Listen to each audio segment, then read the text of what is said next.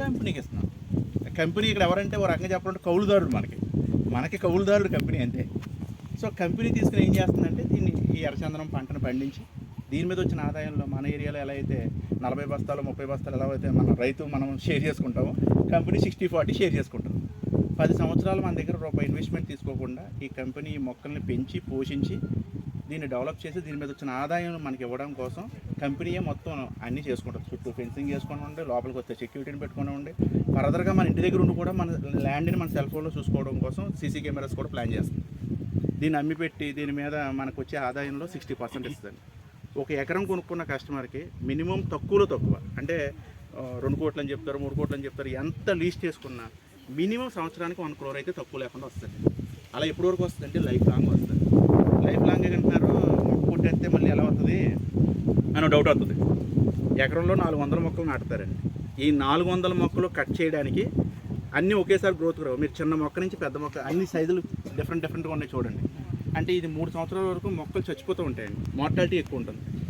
ఈ మొక్కల్ని మళ్ళీ రీప్లాంటేషన్ కంపెనీ చేస్తుంది. మనకు పిలిచి చెప్పదు, ఇంకా మొక్కలు ప్లాంటేషన్ చేసుకుంటే వెళ్ళిపోతుంది. అందుకనే సైజ్ వేరియేషన్ ఉంటుంది. 11వ సంవత్సరం దీంట్లో వచ్చిన మొక్కలు కట్ చేస్తాను. ఎలాంటి మొక్కలు కట్ చేస్తారంటే ఈ సైజు మొక్కలు ఇంకా 11వ సంవత్సరం వచ్చేసరికి ఇది సైజు ఉంటాయి.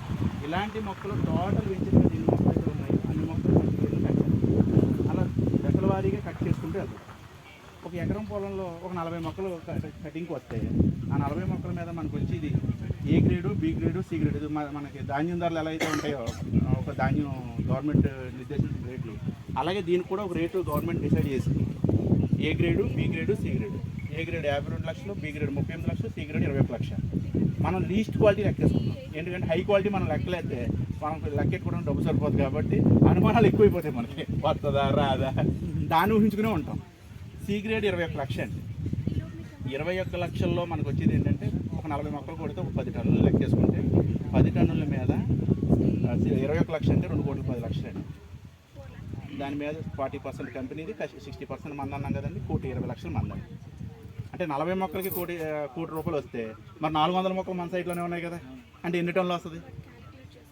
అంటే ప్రతి సంవత్సరం ఒక 40 మొక్కలు యావరేజ్ కట్ అయినా మన ఇంటికి ఇన్కమ్ వచ్చేది 1 crore అండి. మన ఏరియాలో ఎకరం 50 లక్షలు పెట్టుకుంటే మనకి ఎంత వస్తుంది? ఒక 10 సంవత్సరాలు ఆదాయం రావట్లేదనే మాటే తప్ప ఇక్కడ 10 సంవత్సరాలు వెయిట్ చేస్తే 10 సంవత్సరాల ఇన్కమ్ ఇది ఒకేసారి తీసుకోవచ్చు.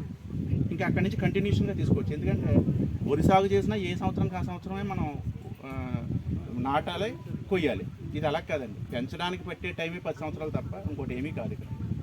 సో మన ఫ్యామిలీలో ఒక ల్యాండ్, ఒక చిన్న ఇన్వెస్ట్మెంట్, ఒక 25 సెంట్లు ఇన్వెస్ట్ చేస్తే మన ఫ్యామిలీకి ఒక కోటీశ్వరం చేసినట్టు. ఇది ఖచ్చితమైన ఇన్వెస్ట్మెంట్, మంచి ఇన్వెస్ట్మెంట్.